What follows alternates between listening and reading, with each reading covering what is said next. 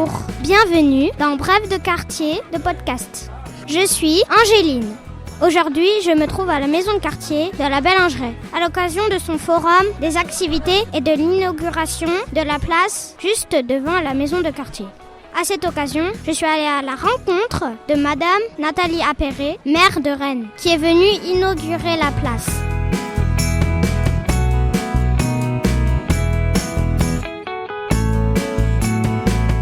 Que pensez-vous de la nouvelle place ? Je trouve qu'elle est très réussie, cette place, parce que d'abord c'est agréable, parce qu'il y a de l'espace, parce qu'il y a des végétaux aussi, il y a des arbres, il y a des plantes, il y a des bancs, on a envie d'y rester, on a envie de se poser, on a envie de s'y retrouver. Et moi je suis très contente que ce soit un lieu pour d'abord les habitants du quartier et puis tous ceux qui passent ici, soit pour faire des cours, soit pour aller à la maison de quartier. Ils auront plaisir à se retrouver. Puis je crois que c'est aussi un lieu pour les enfants, parce que pour le centre de loisirs, ce sera des espaces pour faire des spectacles, des animations.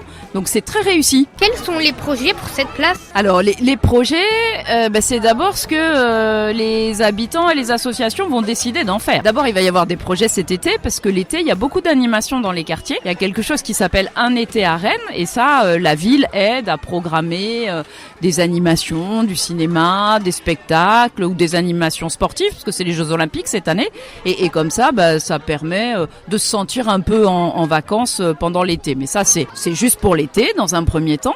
Et puis après, si vous avez des idées, c'est ça le budget participatif aussi, c'est si vous avez des idées, il y a plein de choses que vous pourrez faire ici dans cet espace. Quels sont vos projets pour 2025 ? Alors, pour le quartier ou bien d'une manière générale ? D'une manière générale ou quartier aussi ? Alors, d'une manière générale, pour 2025, pour la rentrée en tout cas, on continue à Rennes à avoir, peut-être que ça vous intéresse, de plus en plus d'enfants. Donc il y a par exemple une nouvelle école qui va ouvrir sur le quartier de Beauchardonnay. On est bien avancé dans la construction d'une nouvelle piscine aussi sur le quartier de Villejean. Vous serez pas très loin, vous pourrez y aller facilement. Et puis des projets pour se loger, pour se déplacer, pour créer des emplois, parce que c'est tout ça une ville. Pourquoi avoir souhaité inaugurer la place ? Parce que d'abord il y a des gens qui ont travaillé. Alors c'est bien d'avoir un moment pour inaugurer, parce que ça permet de leur dire merci, de dire que c'est du bon travail, de dire que c'est un endroit agréable. Et puis moi j'aime bien les inaugurations parce qu'on rencontre plein de gens, on peut discuter, on peut entendre si les gens sont contents, s'ils sont moins contents, s'ils ont des choses à dire. Et donc c'est des moments de fête, mais aussi c'est des moments pour discuter. Que pensez-vous des activités sur cette place ? Alors là, cet après-midi, je trouve que c'est vraiment très sympa, parce que c'est la fête de l'été. Et on voit qu'il y a beaucoup d'associations, il y a la bibliothèque qui a proposé des choses, le centre de loisirs, vous êtes là aussi. J'entends de la musique, des gens qui mangent des crêpes ou qui boivent un verre, donc c'est chaleureux, c'est très bien. Et j'espère que tout l'été, on va avoir, alors peut-être pas des grandes fêtes de l'été tout l'été quand même, parce que c'est quand même beaucoup de travail pour ceux qui organisent, mais en tout cas des moments agréables tout simplement sur cette place. Il y a des racailles dans le quartier qui abîment tout partout. Est-ce que vous pourrez faire quelque chose ? Sur ce quartier, comme sur d'autres, il y a quelquefois des problèmes de sécurité, c'est vrai. Et ici, on sait qu'il y a eu notamment du trafic, et il y a encore des trafics de drogue. Malheureusement, on observe ça partout. On observe ça dans les petites villes, dans les grandes villes, dans les bourgs, dans les campagnes. Et c'est vraiment un gros problème, ce trafic de stupéfiants. D'abord parce que ça veut dire qu'il y a des gens qui consomment de la drogue et que cette consommation, c'est très dangereux pour la santé. Ça crée des dégâts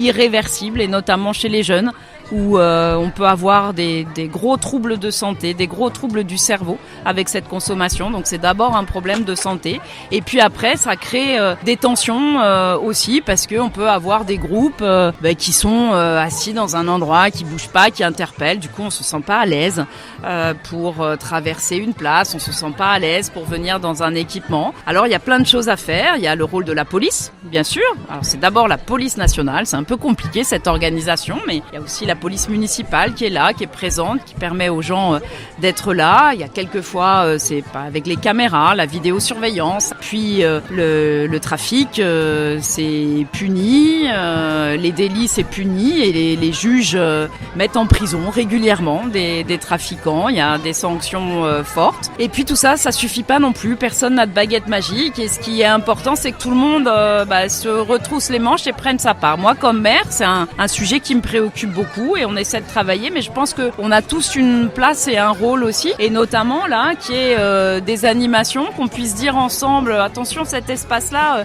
il nous appartient à tous, il est à personne. On a le droit tous d'être là, on a le droit de faire des choses, c'est aussi important.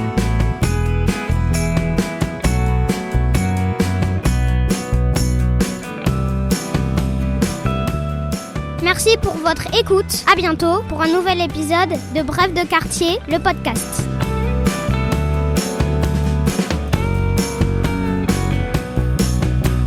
Qu'avez-vous pensé de cette interview Moi, je pense que vous êtes d'abord très sérieux. Vous avez bien préparé vos questions, très concentré aussi, et c'est très agréable parce que c'est des questions qui nous permettent d'expliquer ce qu'on fait. C'est pas toujours facile de savoir à quoi ça sert un maire ou une maire. Qu'est-ce que c'est qu'une équipe municipale, quel projet on porte.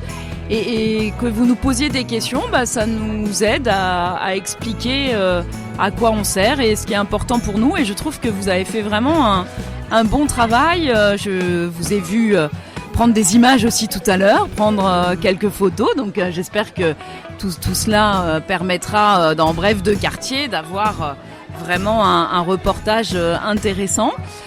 Mais on a besoin de journalistes parce que on est quelquefois dans des moments où on peut raconter des choses, qu'elles soient vraies ou pas. Et le travail des journalistes, c'est toujours de vérifier les informations, d'être au plus près du terrain, de poser les questions. Donc on a besoin de journalistes et de jeunes journalistes et de jeunes citoyens. Donc bravo à vous.